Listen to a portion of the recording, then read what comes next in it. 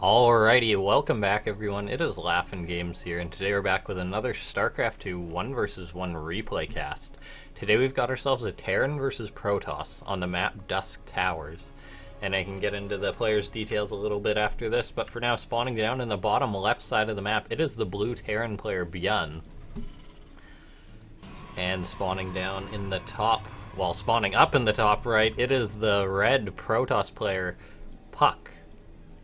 So we've got ourselves one of the top Terran players from Korea going up against one of the top North American Protoss players.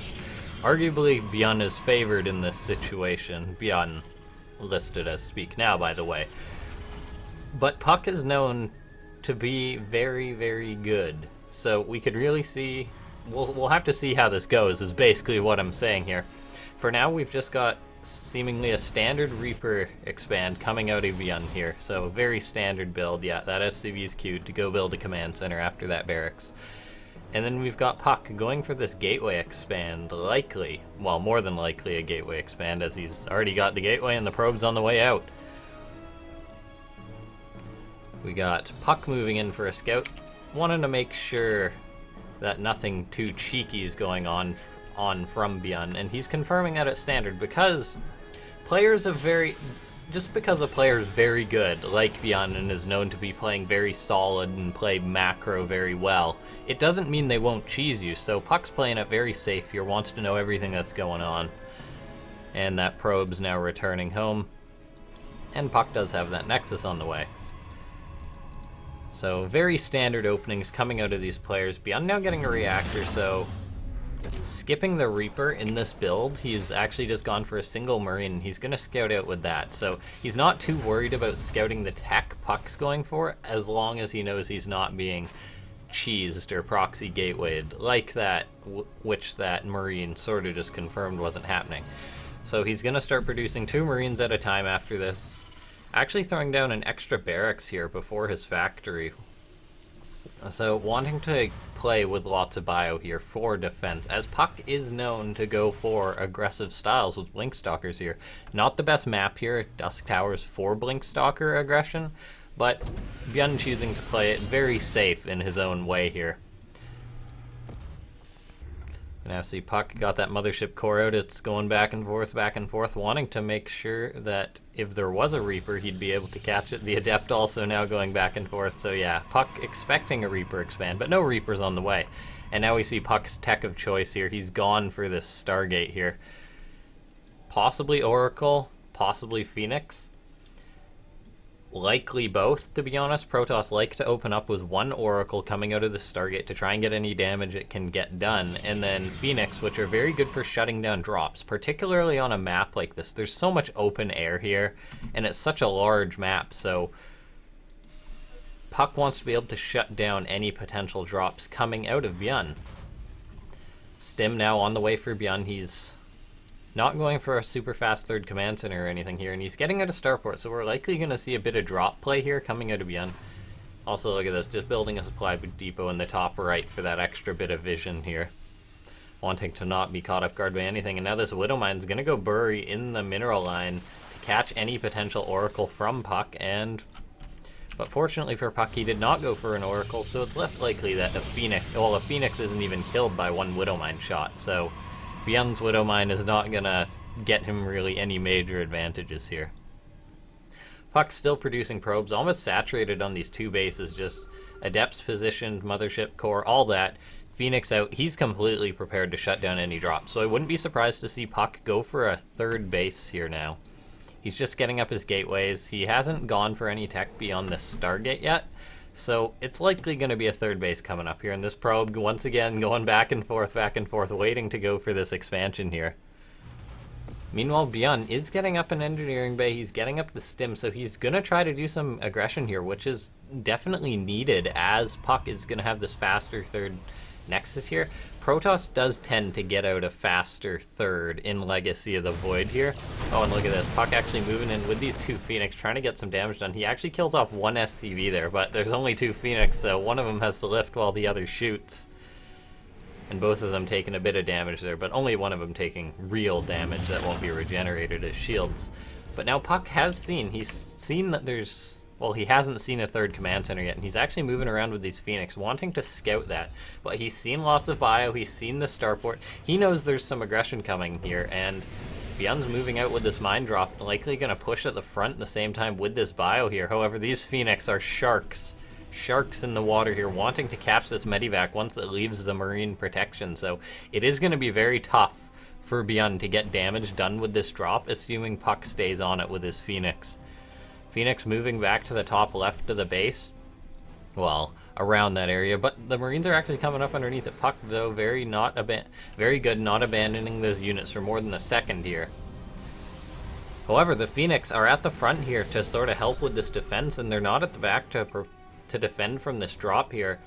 And well, puCK does have an observer on the way out now, but that will be his first, so he is going to need this to clean up these Widow Mines here, assuming the Phoenix don't shut this down. And it seems that puCK is sort of preoccupied here. The Phoenix moving around, but they're not going to be there to defend. And now ByuN, with these Marines, is going to try to put pressure on puCK. These Marines will be murdered if they try to commit, but a distraction's a distraction, and we've now seen a Liberator coming to the top right of puCK's base for a distraction. But we did see that mine drop go down, but puCK very good there. Split. Only one kill by each of the mines here.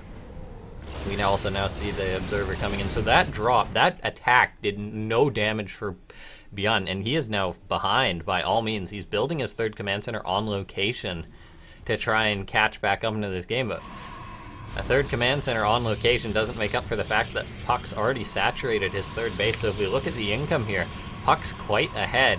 Mule's making up for the difference here a bit, but that won't be the case for long. We now see lots of gateways going up for puCK here. He's seemingly just going to be massing adepts. No sign of, well, Blink is on the way, so he will be transitioning into Blink Stalkers, but he does have all these tanky adepts.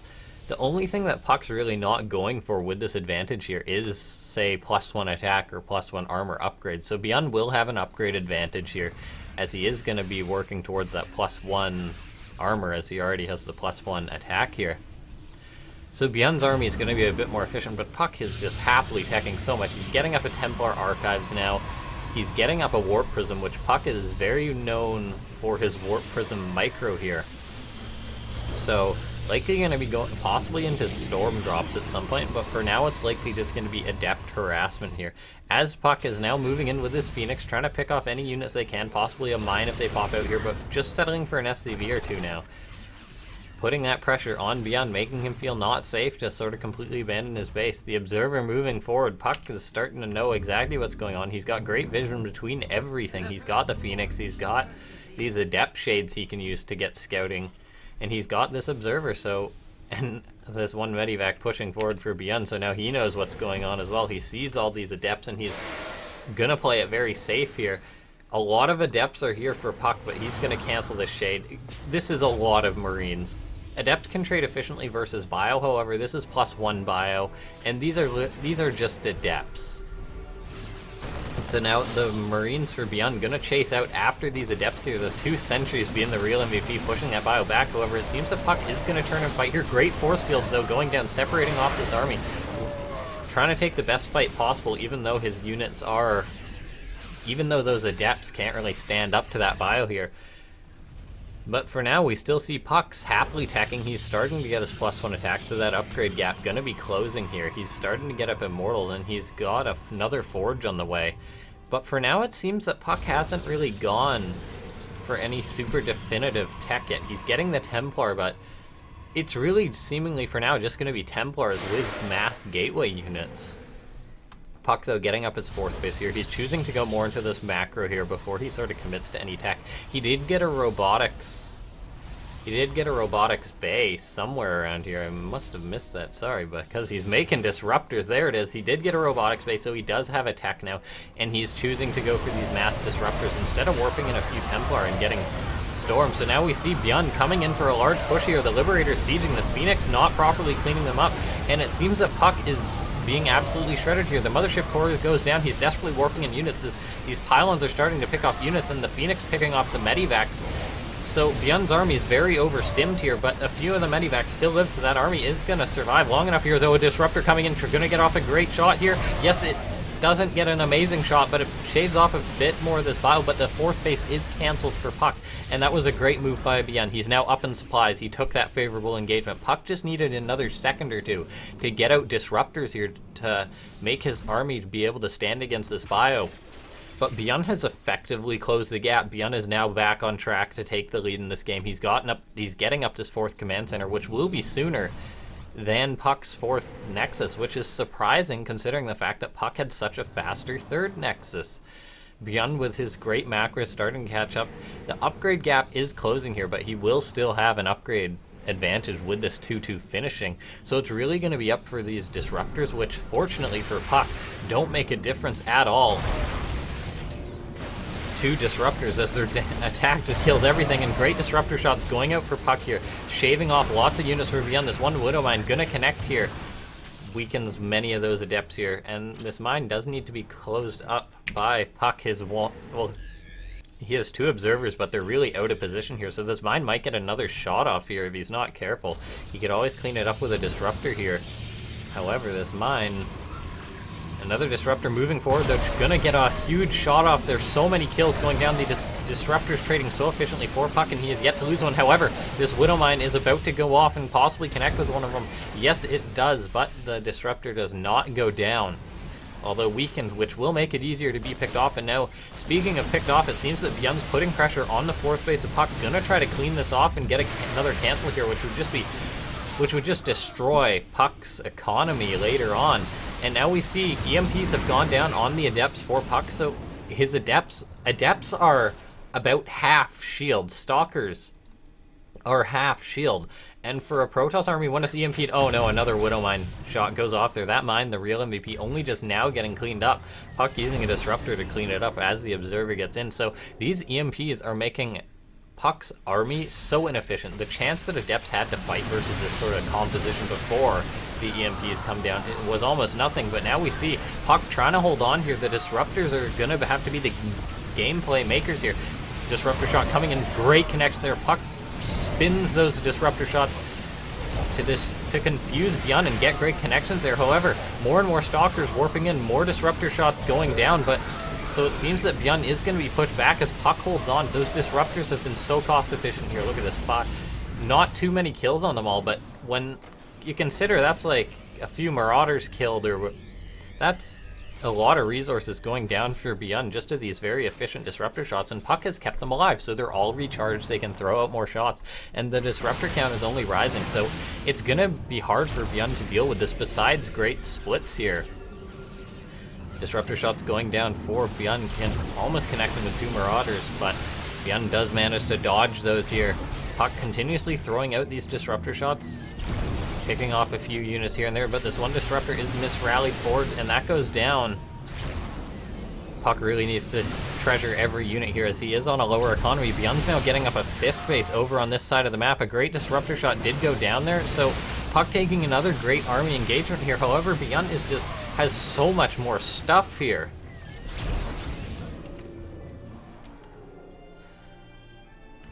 If we look at the resources lost here, we will see that puCK has lost a lot more, but if he continues to get great disruptor shots here, he will close the gap.